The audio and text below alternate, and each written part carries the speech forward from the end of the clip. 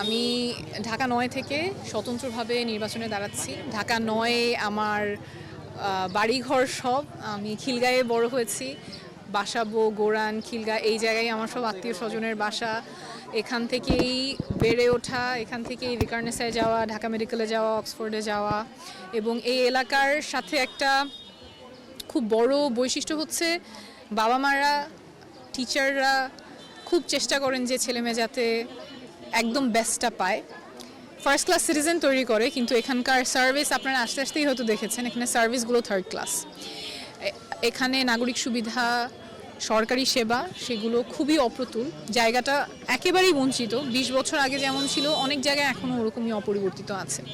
আমি যেহেতু এখানকার কাছে দায়বদ্ধ, নির্বাচনের ঘোষণা দিয়েছি, তো সেই জায়গা থেকেই এখন দলীয় প্রার্থী হিসেবে আসার সুযোগ হচ্ছে।